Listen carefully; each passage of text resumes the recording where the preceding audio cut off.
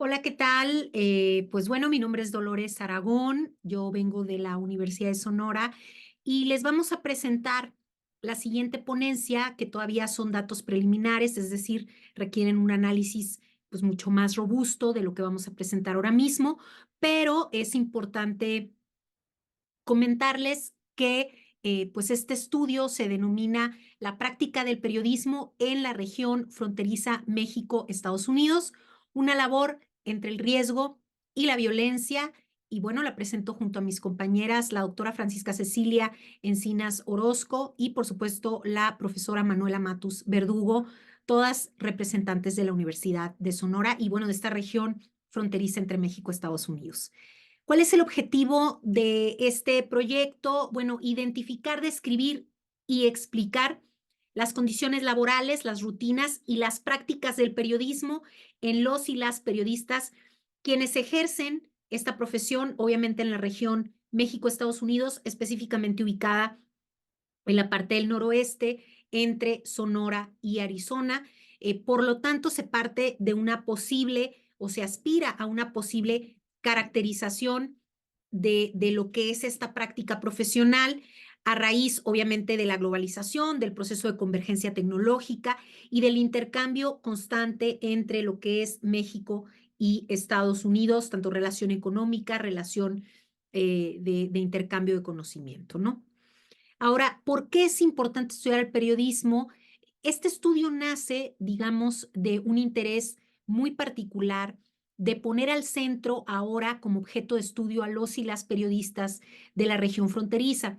En anteriores entregas, que estuve también participando en este tipo de congresos, en este congreso que organiza Hermes en otras ediciones, estuve prácticamente trabajando junto con otros colegas la parte de cuáles son las principales teorías y metodologías que se utilizan a lo largo de Iberoamérica en el estudio del periodismo. Y bueno, algo muy importante que se ha venido descubriendo como hallazgo después de esta serie de estudios es que la investigación sobre periodismo tiene su propia fisionomía, y por supuesto nuevas áreas o líneas del conocimiento emergentes de forma constante. Y a raíz de esto, para mí fue bien importante como decir, bueno, centrémonos ahora ya no en que el objeto de estudio sean los propios estudios o las teorías y las metodologías que aluden los y las investigadoras, sino que ahora sean los periodistas, pero en la región fronteriza, ¿no? De ahí nace un poco el interés del periodismo ya como objeto de estudio, pero ahora moviéndolo hacia los hacedores de la producción informativa. Y bueno, ¿qué antecedentes hay en el periodismo de la frontera, en el periodismo fronterizo? Pues algo bien interesante es que las principales estudios, los principales referentes tienen que ver con las condiciones laborales, ¿no? Específicamente en estos estudios de Cepeda 2020, Ángeles y Solís 2019, y por supuesto este concepto de periodismo transfronterizo, que evidentemente se da mucho más o de forma más profunda en ciudades como Tijuana y San Diego, todavía en Ciudad Juárez, ¿sí? Y nos interesaba no tanto estudiar lo transfronterizo conceptualmente, que vendría siendo ya este intercambio económico, tecnológico y total con empresas transnacionales, vaya, de periodismo, sino verlo desde la frontera, ¿no?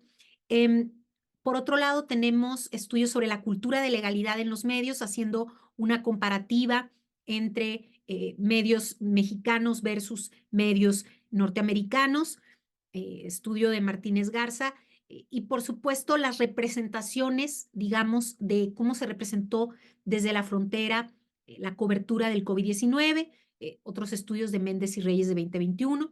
Y por último tenemos estos estudios relacionados al riesgo, a la violencia, a la autocensura, que también tienen un espacio muy importante en los estudios sobre la frontera, específicamente con los periodistas que abarcan estas zonas, porque sabemos que son zonas, digamos, muy particulares. Si bien es cierto que México es uno de los países con mayor riesgo para ejercer la profesión periodística, sabemos que en la frontera, pues todavía puede ser mucho más complicado por lo que es la relación de intercambio con el crimen organizado, y todos los procesos con el crimen organizado que se dan de forma mucho más, digamos, fuerte en estas zonas donde hay territorios específicamente en disputa y cuáles son como esas estrategias. Esos son estudios de Salazar 2012, Robledo 2017, Merchant y Reina 2023, ¿no? Como antecedentes importantes para poder entender el fenómeno. Sin embargo, en este proyecto utilizamos pues una estructura de entrevista cualitativa que se aplicó durante enero del 2024 vía Forms para poder recabarla. Digamos, modelo teórico-metodológico se reutilizó porque ya se había hecho un estudio, pero con periodistas de Hermosillo, Sonora, México específicamente, en 2017. Y este modelo teórico-metodológico de lo que se encarga es de identificar pues la práctica periodística y las necesidades de formación específicamente. Ahora añadimos lo que es la percepción del riesgo, digamos, como una parte interesante, ¿no? ¿Quién es el periodista? ¿Cuáles son esas condiciones laborales que nosotros las referimos como las transformaciones en la práctica profesional, pero ahora en el contexto fronterizo, las necesidades de formación y por último la percepción del riesgo, cada una con sus preguntas cualitativas, abiertas, para que los periodistas pudieran pues responder. ¿Quiénes eran nuestros informantes claves? ¿Quiénes han sido nuestros informantes claves? Específicamente periodistas de la zona fronteriza, México, Estados Unidos, con más de 4 años de experiencia en medios de comunicación y se aplicó, por supuesto, que la técnica de bola de nieve, es decir, que fueran recomendándose entre ellos. Aquí añadimos también, de pronto, ante la falta de informantes, porque hay que entender que el contexto fronterizo, específicamente Sonora, Arizona, pues es muy pequeño. Entonces, añadimos también a 2 reporteros de Mexicali, Baja California, que es una zona muy, muy cercana a lo que es Sonora, 7 personas de Nogales, Sonora, México, una de Nogales, Arizona, Estados Unidos, 2 de Tucson, Arizona, Estados Unidos, uno de Phoenix, Arizona, Estados Unidos, dándonos un total de 13 informantes, en donde la mayoría, pues evidentemente fueron mujeres y en menor porcentaje, pues fueron hombres. ¿Quiénes son los periodistas? El mayor número de los periodistas, hay que decir que se concentran entre las edades de los 40 a los 50 años. La población joven de 20 a 30 años son apenas el 15.4% de estos 3 informantes. El grado de estudios en su mayoría son licenciaturas. Cabe destacar que no todos son licenciados en ciencias de la comunicación ni tampoco en periodismo. Eso es una situación muy común específicamente en México, mucho más en el contexto de provincia. Y tenemos el 15.4% de los entrevistados que tienen bachillerato, es decir, el periodismo sigue siendo una profesión que se ejerce sobre todo en México y específicamente en la zona noroeste del país desde la actividad, ¿no? Desde el campo profesional sin necesariamente tener un título, ¿no? El ingreso bastante alto para hacer el promedio de ingresos, con el 46.2% ingresa más de 15,000 pesos mensuales en el caso de los mexicanos y los norteamericanos reportaron alrededor de 3,500 USD, dólares, por supuesto, ¿no? Entonces, bueno, vemos aquí también ya algunas categorías importantes. También, bueno, la mayoría de ellos, hay que decirlo, trabajan para más de 3 medios de comunicación, o sea, hay una convergencia totalmente y la mayoría de ellos tienen, pues, muchísimos años, más de 4 años eh, de experiencia, digamos, ya dentro de un medio de comunicación formal, ¿no? Por supuesto, la mayoría de ellos hace todas estas labores que tienen que ver con prensa, radio, televisión y web. Estamos hablando de que trabajan en multiplataformas o en convergencia con otras plataformas tecnológicas, periodísticas y mediáticas, ¿no? Por supuesto, es una práctica importante. Por otro lado, tenemos en la siguiente variable, bueno, ¿cuáles son los cambios que enfrenta la profesión periodística en el contexto fronterizo?